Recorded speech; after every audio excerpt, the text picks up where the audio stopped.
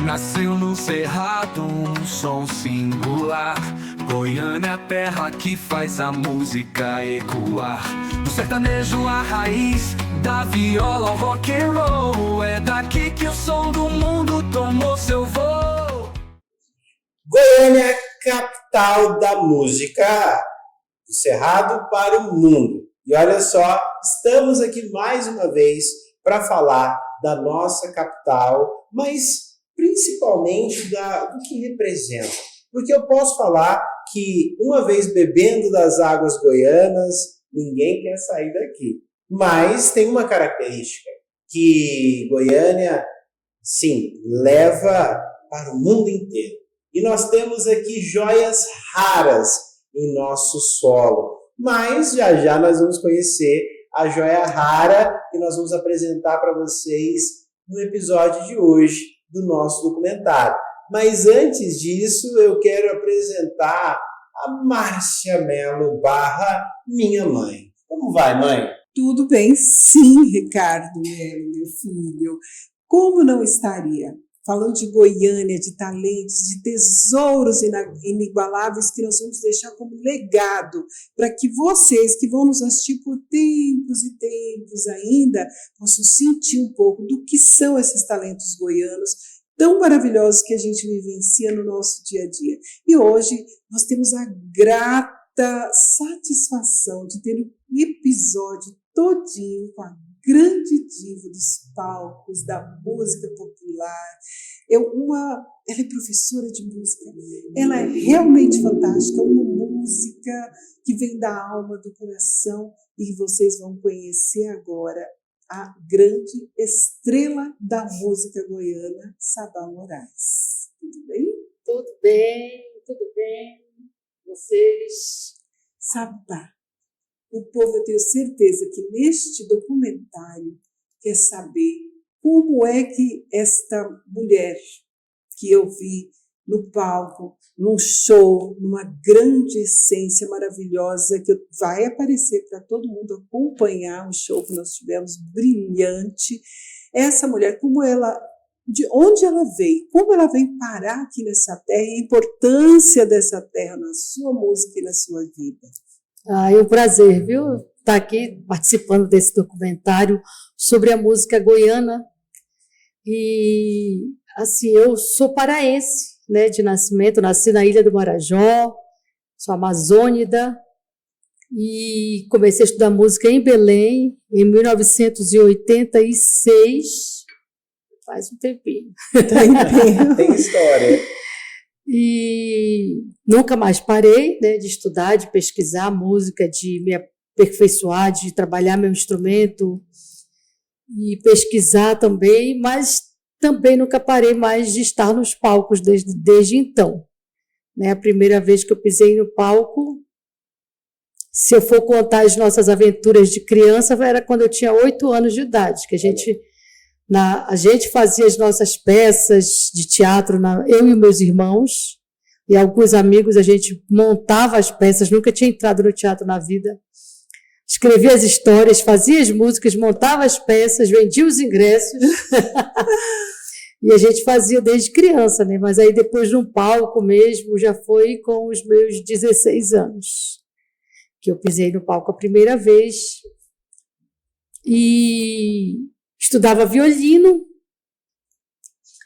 Eu entrei no coral em Belém. Violino, né? Eu estudava violino, foi meu primeiro instrumento. Aí eu canto. Comecei a cantar no coral por causa de 2 amigas que eu tinha. E a gente vivia juntas, e aí elas cantavam no coral e eu não. E aí elas me chamaram para a gente ficar mais tempo juntas, aí eu entrei no coral. Era um coral assim religioso? Não, o coral da escola de música. Era o coral da escola de música. Então, eu fazia um repertório de MPB, de música renascentista, música barroca. E acabou que as 2 saíram do coral e eu nunca mais saí. Olha só. Nunca mais saí assim, do canto, né? Porque foi aí, eu cantava na igreja desde os meus 8 anos, mas quando eu fui estudar música, eu fui pensando em tocar violino. Era esse meu sonho. Tinha um foco, né? Foi pensando em tocar violino, nem passava pela minha cabeça estudar canto, eu nem sabia que isso existia. E aí, quando eu comecei a cantar no coral, eu falei, nossa, é aqui que é o meu lugar, é disso aqui que eu gosto. E comecei a cantar em outro coral, fiquei cantando em 2 corais em Belém e estudando violino. Eu parei no violino e comecei a estudar canto, né? A trabalhar minha voz, a desenvolver minha voz cantando ópera. E desde praticamente criança, É, que era menina ainda. eu cantava ópera desde os 12 anos, junto com os discos, né? Com 12 anos de idade, então você já foi para ópera, já foi... Em casa, né? Eu cantava em casa. Aí eu comecei a estudar canto com 15 anos, em 1986. Eu tinha 15 anos, eu já contei minha idade. Não façam cálculos. E aí, quando eu comecei a estudar canto, o foco é ópera, né? É música de câmara, música de câmara ali, chanson, essas coisas, mas principalmente ópera. E eu comecei a cantar música popular em 1993, convidada por um compositor de Belém, para eu defender uma música dele no maior festival que tinha, e eu não aceitei, mas ele insistiu tanto que eu aceitei, ganhei o festival e conheci o Ney. Olha só. Quantos anos? Você ganhou de prêmio, Ney. 22 anos. Você estava com 22 anos. E aí foi aí que a gente se conheceu, eu acho que foi essa entrada dele na minha vida, né? Que aí eu continuei estudando canto, mas comecei a cantar. Mas fala um pouquinho do Ney, como foi esse encontro? Ele estava no palco, batendo palmo? Como é que Então, que foi essa história? Esse encontro musical. Esse festival, além do valor em dinheiro, que era um valor alto na época, o artista também ganhava um show do próximo ano no mesmo festival. E quem tinha ganhado no ano anterior a mim foi o Chico Afa. Vocês conhecem daqui, o cantor Chico Afa. E o Chico Afa levou o Ney para tocar com ele. O Ney acompanhava o Chico Afa, né? Então, o Chico Afa tinha ido fazer o show no festival que eu ganhei e o Ney estava lá, tocando. E foi aí que a gente se conheceu. Olha durante o festival.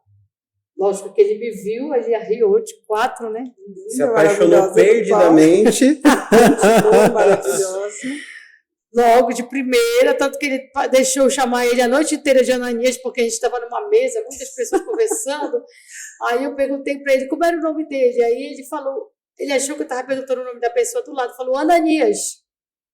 E eu passei a noite inteira chamando ele de Ananias e ele não falou que estava errado. Isso é o amor. Mas esse encontro musical mudou a sua vida. Mudou a sua vida, né? Os rumos, você acha? Da sua música? É porque assim, eu acho que mudou um pouco o caminho que eu talvez fosse seguir, porque eu continuei cantando ópera, eu fiz o concurso para o coro da USESP, que estava sendo criado em 94. Eu fiz o concurso, passei, e aí a gente foi embora para São Paulo. Ele morava aqui em Goiânia, eu em Belém. A gente foi para São Paulo, eu já grávida do nosso primeiro filho, e eu entrei no coro, então fui para São Paulo para cantar nesse coro, Coral Sinfônico do Estado de São Paulo, que é o coro da USESP.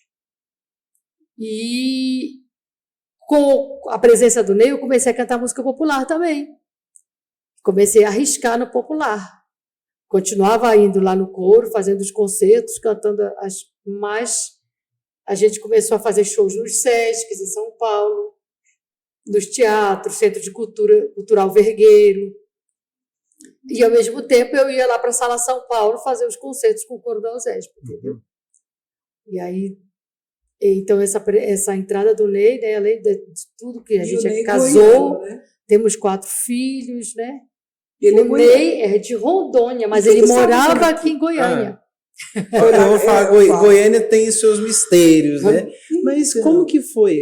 Pra você, é o coração do Brasil. É o coração do Brasil, né? Como dizem, Goiás é a esquina do Brasil. Tudo tem que passar por aqui. Sim, eu acho interessante como essa mistura de pessoas que vêm de vários lugares, que busca Goiânia, e acaba todo mundo trazendo coisas novas e criando uma música goiana diferenciada. Mas uma das coisas que eu quero perguntar, Sabá, como que é para você ter, como a gente vai falar de Goiânia, vai falar dessa sua vivência aqui, mas é interessante a sua vida porque ela sempre foi cultural e artística do início. O seu casamento, o seu amor é artístico também, né? você vive o sonho de muitos artistas, que é viver sempre pela arte, né? Como Sim. você sente com essas histórias e qual foi a parte mais marcante dessa vivência? Olha, viver da arte, principalmente no Brasil, é uma aventura, Desafiadora. desafiador, é algo assim mesmo. Todos os artistas brasileiros deveriam ser sempre muito valorizados e respeitados por se manter na profissão num país como o nosso, né? Que é tão difícil. A gente tem muitos projetos maravilhosos, importantes para nós, graças a Deus. Muitas leis aí de incentivo acontecendo, que sem elas a maioria dos artistas não teria como sobreviver e como fazer sua arte. Mas não é fácil, né, a gente fazer arte no Brasil. Foi por isso até um dos motivos que eu mudei do canto lírico para o canto popular. Além dessa questão de ser mais acessível para as pessoas, né, essa linguagem, tem a questão de que, artisticamente falando, o popular me dá uma liberdade que o lírico não me dá. Então, cantar ópera, eu amo, eu ainda canto, às vezes nos meus shows, às vezes em coisas fechadas, em alguns concertos, em casa eu canto muito, mas cantar ópera exige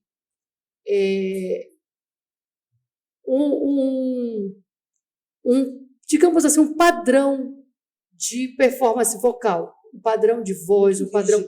Você tem que estar assim muito com uma ressonância muito limpa, uma emissão muito limpa, uma ressonância muito equilibrada. Já o canto popular, se eu estiver rouca, se eu estiver gripada, aceita.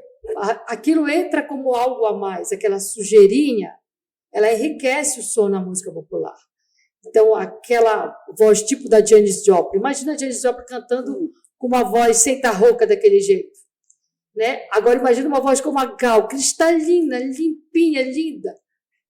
É lindo também, né? Vocês veem que são duas polaridades, uma voz rouca, áspera, uma voz cristalina, mas as duas têm o seu papel, são maravilhosas, emocionam, né? E isso é o que enriquece o canto popular, essa sujeirinha, sabe? Essa liberdade, essa individualidade vocal. A sua voz, você pode ter a voz nasal, você pode ter a voz gutural, pode ter a voz rouca, a voz limpinha. Todos os tipos de vozes, se você interpretar, se você cantar com emoção, você vai agradar. Uhum. Você vai ter o seu público. Eu que assisti Sabá Moraes e escuto, a gente nota que, mesmo dentro dessa liberdade, mesmo estando na música popular, suas interpretações, elas têm aquela nuance, aquela suavidade. Tem algo da música lírica nela. Porque a gente, na música popular, a gente costuma dizer que ela é aberta e a música de concerto é uma música fechada, por conta disso. Você vai cantar uma hora de ópera, não pode mudar o tom. Você vai cantar uma canção popular, você canta no tom que você quiser. Né? Porque tem toda uma questão de estrutura musical, de condução musical que precisa ter, né? Precisa ser assim. Então, mais na música erudita, a gente trabalha a dinâmica de uma maneira muito mais rica, digamos assim, do que na popular. Na popular, dependendo um artista maravilhoso, você vai ver muita dinâmica. Mas um outro artista, você não vai ver que fica uma coisa muito linear, que às vezes isso, até às vezes aquela falta de emoção, porque a emoção ela é flutuante, não é? Você tem uma coisa flutuante na emoção, e isso é trazido muito também pela dinâmica e pela condução de fraseado. Então, tem muitas coisas da música erudita que, pelo tempo que eu estudei, que eu trabalhei, que permanecem. Sim. Né? E a gente sente e é o que dá essa coisa que às vezes as pessoas falam, uma coisa mais refinada, né, mais elaborada, porque você pode perceber que a gente está lá, a gente está numa música, está pianinho, aí a música cresce, de repente fica forte. Você vê isso muito presente, até por conta da obra que a gente fez lá. Foi Piazzolla e Piaf. Principalmente o Piazzolla, ele tem essa coisa muito elaborada, musicalmente, harmonicamente, né? E o chanson que o Piaf faz se aproxima muito dele também, mas tem as suas diferenças. Então, aquele tipo de música já também, na minha interpretação, principalmente, eu trago um pouquinho mais disso. né? Sim. E uma coisa, Sabá, por exemplo, falando de altos, baixos na ópera e tudo, né? Mas como que é na sua carreira, né? Que foi uma vida dedicada à música, né? Como que foi esse rodar pelo Brasil e os pontos altos e baixos disso tudo? Conte pra gente como foi essa aventura que é a música, até um pouquinho antes de chegar aqui no Goiás. Eu morava em Belém, né? E quando eu morava em Belém, eu ainda atuava mais, estava começando a cantar profissionalmente. E aí eu vi que para o que eu queria tinha que ser eixo Rio-São Paulo, né? Foi aí que eu fui para o coro da USESP, toda essa história. E a gente foi para São Paulo, e aí cheguei em São Paulo, imagina de São Paulo há 30 anos, né? A diferença que ainda tinha muito. Hoje em dia você não vê tanta essa diferença, mas de movimento artístico, né? Já tinha, mas hoje em dia com a internet, com tudo isso, está muito mais aí para todo mundo, né? Então a gente foi para São Paulo, era uma diferença muito grande. A minha realidade lá em Belém com a realidade do Ney aqui para São Paulo. Então a gente teve um choque assim, de tanta coisa para se fazer, para aprender, para ouvir, para conhecer. Isso foi maravilhoso. O Ney estudou com o Reuter, que foi um dos maiores professores de música. Ele foi professor do Tom Jobim, do Guerra Peixe. Então, ele trouxe uma vertente do dodecafonismo aqui para o Brasil, que é uma música de vanguarda, né, que estava na época na Alemanha, que traz essa linguagem mais de vanguarda mesmo. E o Ney teve a oportunidade de estudar com esse grande cara. Quer dizer, se a gente fica no nosso lugar, infelizmente, tem coisas que não chegam, né? Eu cheguei a fazer uma aula uma vez lá com ele, não entendi nada, não foi. Não voltei. Era muita música. Era muita coisa ali, né? Porque eu estava acostumada a trabalhar muito mais a minha voz a cantar, né? Aí você vai trabalhar uma parte mais de harmonia, já não é muito a minha praia dos meus estudos, né?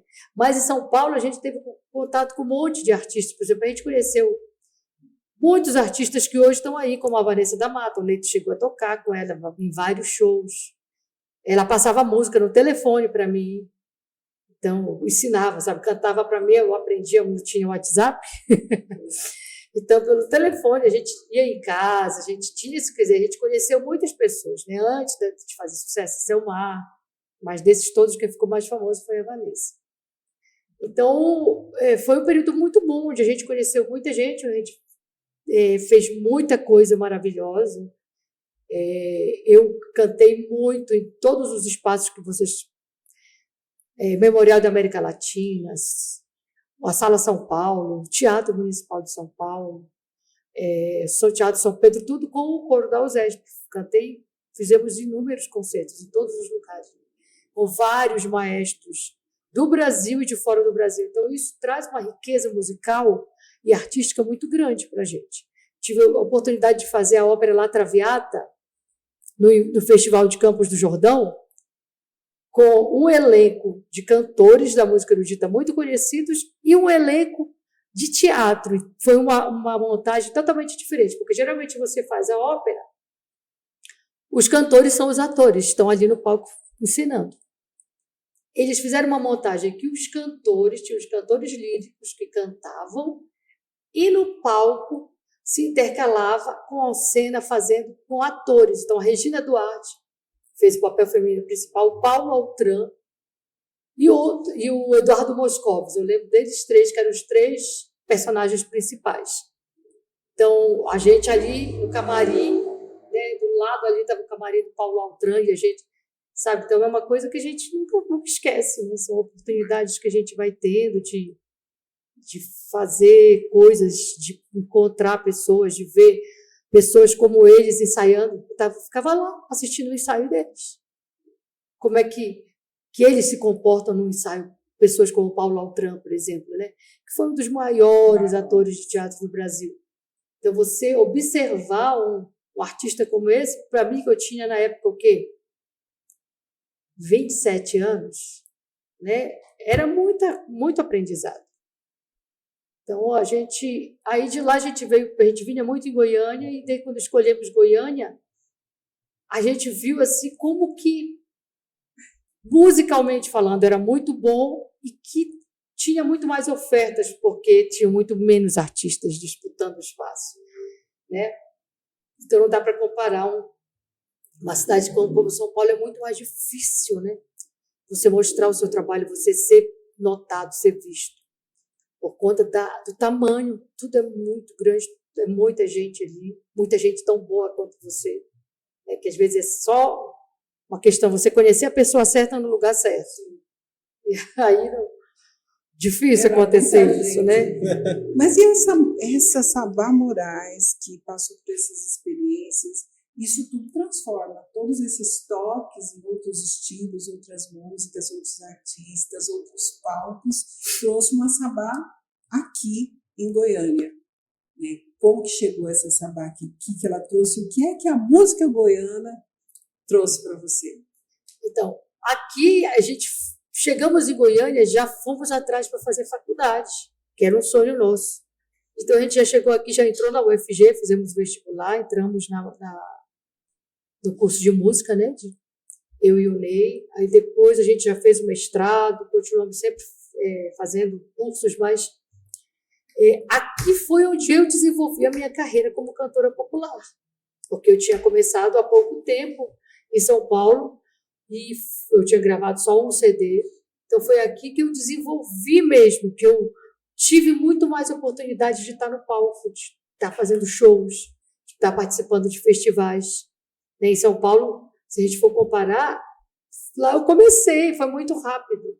E a gente fazia muito mais programa lá de TV do que shows. A gente participou de muitos programas de TV lá, com a Inesita Barroso, com a Célia Selma, o Robson Cruzoé, Robson Miguel, que é um grande violonista. Nossa, muitos programas, né? A gente fazia muito, era sempre que chamava, né?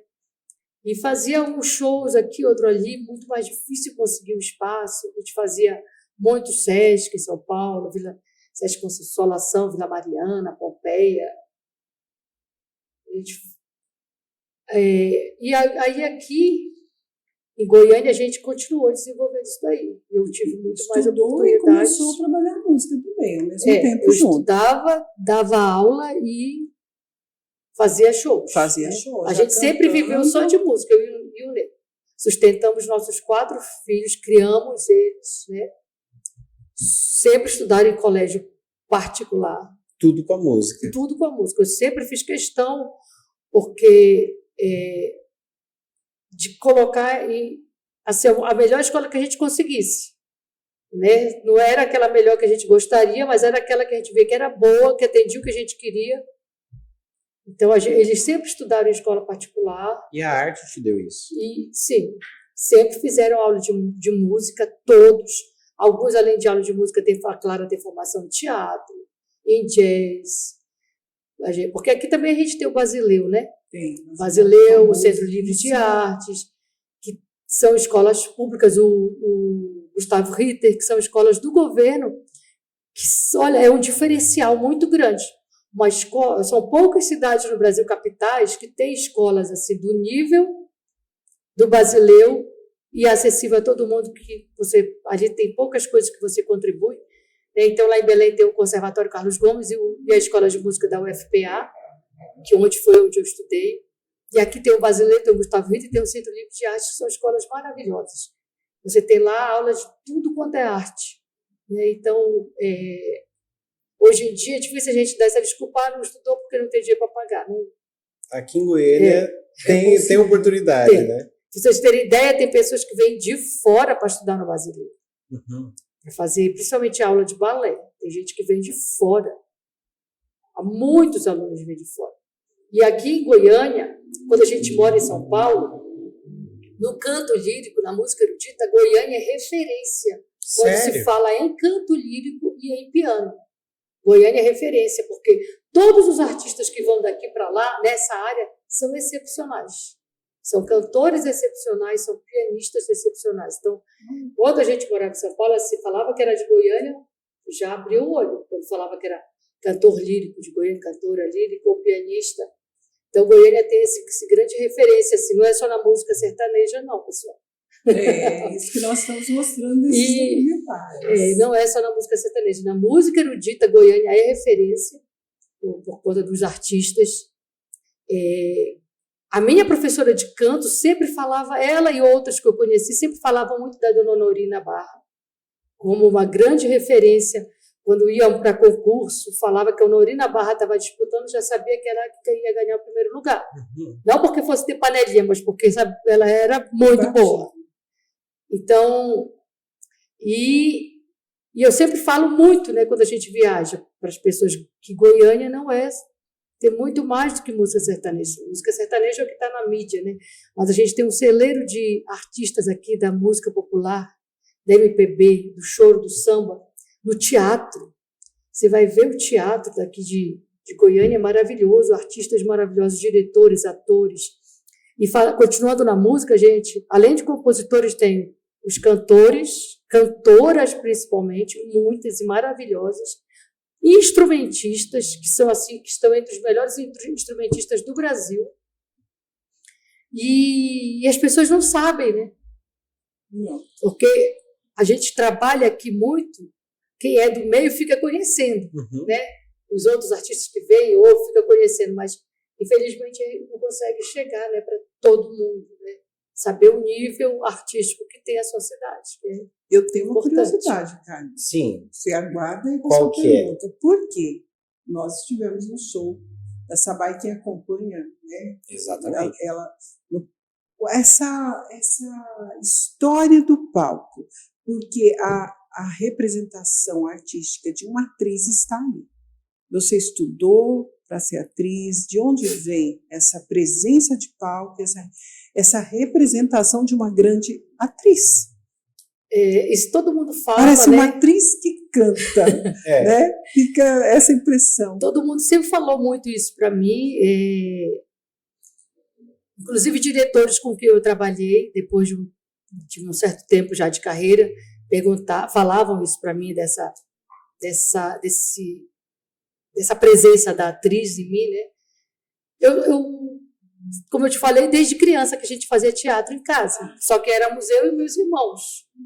Mas eu sentia uma coisa assim muito forte quando eu lembro muito bem eu atuando com 8, 9 anos, e eu sentia uma emoção, uma coisa tão forte assim, né? E representava. Eu acho que isso tem, além de te acompanhar, você pode desenvolver, né? Então, eu tive durante algumas vezes, quando eu estudava canto em Belém, a gente fazia montagens de óperas, de trechos de óperas.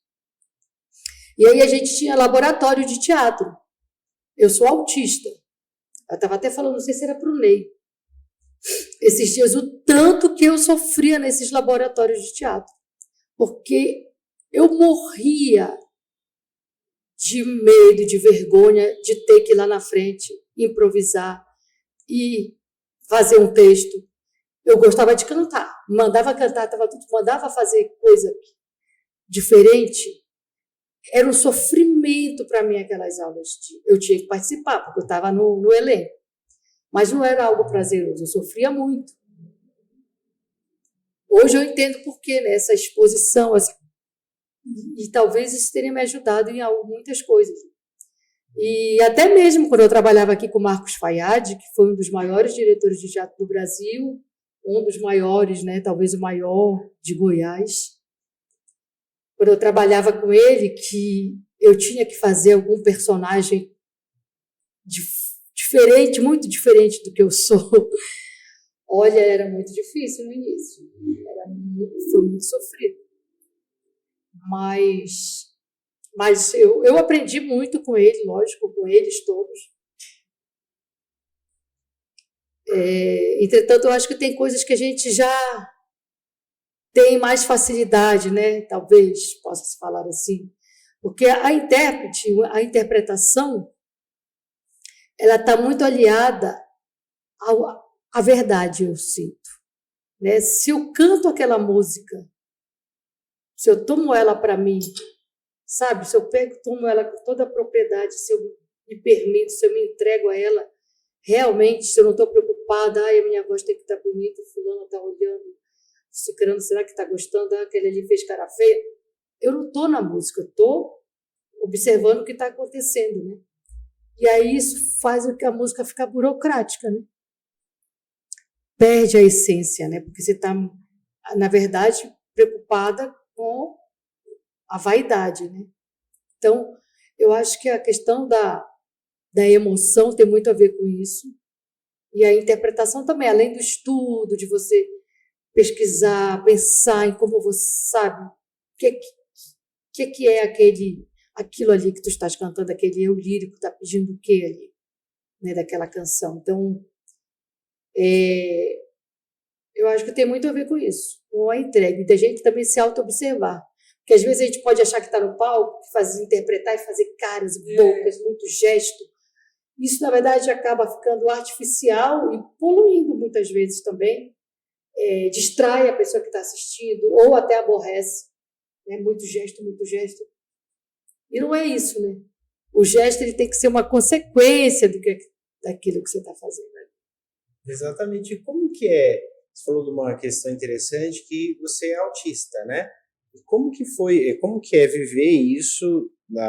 Eu acredito que no início, ou até pouco tempo atrás, parece que falou que descobriu há pouco tempo, né? Uhum. Viver a arte que é altamente expositiva. Você tem que se expor para um monte de gente, né? E é até uma pauta interessante para a gente trazer esse documentário como uma artista autista que se destacou tanto na música. Mas como foi esse processo? E o que hoje você fala, talvez eu teria sofrido muito menos. E o que sofreu com isso?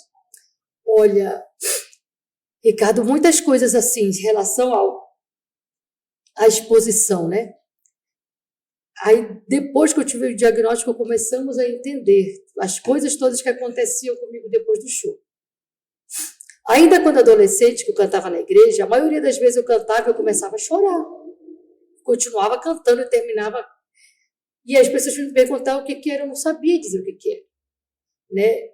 Mas eu não conseguia controlar aquilo, talvez por essa exposição, não sei, mas depois, quando eu comecei a fazer show, todas as vezes depois do show, eu já termino o show, já saio, já chego no camarim com a cabeça estourando, me sentindo muito mal. E muitas vezes, dependendo do show, já teve vezes de eu ficar 3 dias deitada no chão chorando, sem vontade de fazer nada. Vontade de fazer nada, vontade de comer, vontade de conversar, vontade de sair dali. Eu não sabia o que era isso, a gente não entendia, o Ney ficava assim, o que é isso, por que você está assim? Hoje a gente sabe que é o que chama de shutdown no autismo. Você tem uma descarga cognitiva muito grande e você se esgota. E aí vem uma depressão, vem sintomas de dor de cabeça, dor nos olhos. Eu tenho muita dor nos olhos. Eu sempre tive, eu tenho glaucoma também, mas os médicos falam que glaucoma não é para dar dor nos olhos, porque é uma doença silenciosa. E aí depois eu descobri que a sobrecarga também pode causar dor nos olhos. Então aí, quer dizer, eu estou lá no palco, eu estou me sentindo maravilhosa, eu amo estar no palco, eu amo cantar. Estar no palco cantando. Já fiz algumas peças falando, mas eu não me sinto tão confortável e tão bem quanto eu estou cantando. Só que, em compensação, terminou o show, eu chego em casa, às vezes eu fico uma semana assim, sem energia. Não consigo dar aula, não consigo, difícil levantar da cama, e eu sempre tive isso e não sabia o que era. Então, aí agora, quer dizer, é por isso que é tão bom a gente ter o diagnóstico, né? A gente sabe, porque as pessoas falam, para que o diagnóstico já na tua idade? Para eu me conhecer melhor, para eu entender melhor por que eu faço certas coisas, minha família me entender melhor e me respeitar por isso, sabe? Ter a paciência, a compreensão. E depois, para eu saber como me cuidar também. Né? Não é que eu vou me colocar numa caixinha, agora eu sou assim, não vou mudar. Não, deixa eu me observar, tentar conduzir de uma maneira que não seja sofrido para mim nem para os outros. né? Perfeito. Então, é muito importante a gente ter o diagnóstico. E isso me ajudou pra caramba a entender por quê. E até para você se poupar também, às vezes, né? Então, por exemplo, às vezes a gente está numa coisa, eu estou ali, mas eu estou doida para sair do lugar, para ir para o meu quarto. E eu me mantenho ali. Hoje eu já sei por que eu tenho isso. E aí eu já respeito um pouco. Não, preciso dar uma aliviada, então. Né? Porque é muita sobrecarga. Né? Perfeito. Isso é importante a gente falar para que mostre o quanto que a arte, o quanto que a música, ela é algo que liberta de todas as formas e também permite que você exponha isso e também expor a forma que você é guerreira de lidar com tudo isso, estar lidando com tudo isso durante a vida inteira, e o amor à arte falou e fala mais alto, né? Falou e fala mais alto. E aproveitando, já que a gente já falou de como Goiânia te deu os palcos da música popular, né? Mas eu gostaria que você falasse para quem está nos escutando o que Goiânia transformou, o que Goiânia transformou em você, Goiás transformou, e que hoje, sem sombra de dúvidas, já era, mas hoje é uma artista nacional, uma artista conceituada, que é conhecida nacionalmente. Como que foi esse pós-Goiânia? Olha, eu adoro Belém, sou paraense, adoro minha cidade, mas eu adoro demais Goiânia, tanto que a gente não pensa em se mudar daqui. É uma cidade maravilhosa, as pessoas são maravilhosas. Eu também tenho a questão do autismo, né? É muito difícil para mim sair do lugar. Então, todas as vezes que a gente muda de casa, por exemplo, de uma casa para outra, é muito difícil para mim. Mas Goiânia me deu oportunidades a que eu sou muito grata, né? Então, que a gente nunca tinha tido em São Paulo, e talvez até, não sei se a gente tivesse continuado, tivesse conseguido, por conta do que eu falei, do tamanho, da quantidade de pessoas, mas Goiânia, apesar de ter artistas maravilhosos, ter muitos artistas, eu consegui ter um certo destaque, digamos assim, não só como cantora, mas como professora de canto. Né? Então, a cidade me abraçou. Né? As pessoas, o Estado, eu posso dizer até melhor, o Estado me abraçou, as pessoas, aonde eu vou aqui. Ano passado a gente fez mais de 20 cidades, esse ano a gente já foi mais de 10 cidades fazendo shows, e as pessoas recebem com todo amor, com todo carinho, gostando demais de ouvir. É tão bom, né, a gente ver que o tipo de música que a gente faz tem um público legal, um público que está realmente sedento de ouvir esse tipo de música. Então eu me senti abraçada, eu me senti acolhida por Goiás, e eu adoro morar aqui, adoro estar aqui, então eu tenho aprendido muito com toda a cultura que a gente tem. Já até fiz música falando assim, uma música para Cora Coralina, e que eu falo era a Aninha Cora, Coralina linda, foi a voz viva do meu Goiás. Então, já é o meu Goiás. É o seu Goiás. Porque aqui que eu moro, aqui que eu vivo, a minha filha mais nova é goiana. Então, eu me sinto goiana de coração também. Eu amo morar aqui em Goiânia, não tenho vontade de me mudar. E eu acho que, assim,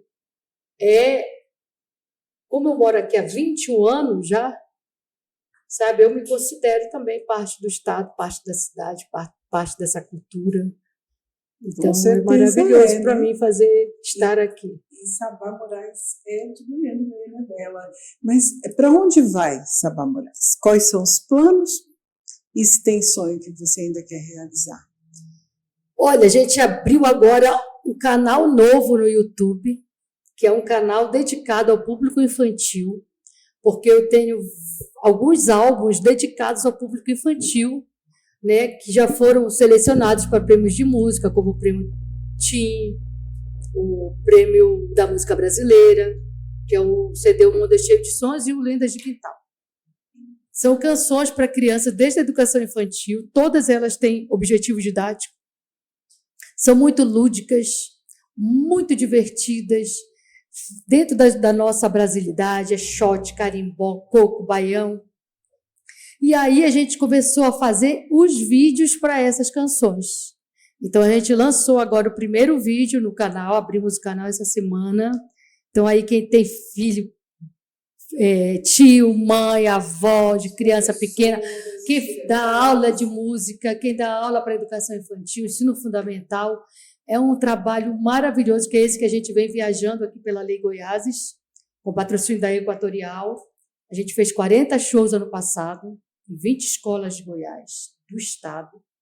E esse ano, de novo, a gente está voltando com o projeto.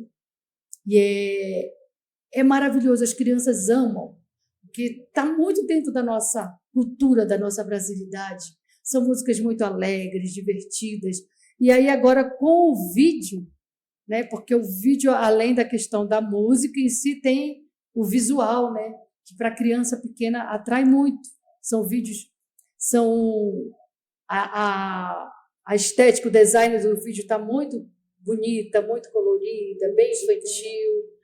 Então, a gente vai lançar uma outra música até o início da semana que vem, outro vídeo. E a gente está com esses projetos para fazer aí no próximo semestre, mais de 40 shows. É um projeto meu e o projeto meu e do meio. Na verdade, todos os dois projetos estamos nós dois, né? E assim, continuar, né, trabalhando para contribuir com a formação de outros artistas. Dá uma cortadinha. E para continuar. E para continuar, né, a ajudar outros artistas que estão aí se formando através das aulas de canto, né, das orientações, mas também através da performance, né, porque a gente aprende muito quando a gente vê outro artista no palco, né, para continuar fazendo o que a gente gosta de fazer, o que a gente sabe fazer e contribuindo com a nossa cultura, né, com a nossa música. Eu acho que a música ela é importantíssima na nossa vida, né? Na nossa formação, tanto que você não vê as pessoas, alguém que não goste de música, né? Dificilmente. E a gente passa o dia inteiro, quantas vezes por dia a gente não ouve música? Não é? Ou ouve porque a gente quer, vai lá, coloca, ou porque está tocando no celular, ou porque a gente viu numa propaganda. Tem música o tempo inteiro, né, no nosso ambiente, né? A música ela é muito importante. E a gente está observando esse nível dessa música que a gente está ouvindo, né? Porque isso faz toda a diferença também na nossa vibração, no nosso bem-estar, né? Então, às vezes, a gente começa a ficar nervoso, alterado, às vezes é o tipo de música que, de repente, você ouviu ali, tu nem percebeste, mas ela já... Então, a gente tem que estar atento, né? Porque música é bom, mas também pode não ser. Com certeza. E é isso, não é, Ricardo? O que você tem a dizer? Eu acho que foi tão fantástico dividir esses momentos, saber de onde veio Sabá Moraes, por onde ela passou, quanto cada experiência, cada encontro musical transformou Sabá Moraes nessa dama da música, e que está deixando essa marca que é magnífica na música goiana. E isso vai ficar para toda a vida. Ela escreveu a história da música goiana. Exatamente. A produção já virou aqui? Foi? Exatamente. Olha, vocês acompanharam Sabá Moraes no nosso documentário Goiânia, capital da música, do Cerrado para o Mundo.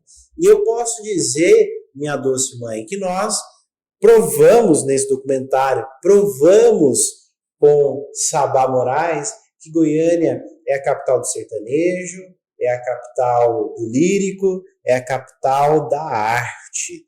E como nós temos preciosidades na nossa cidade, no nosso estado.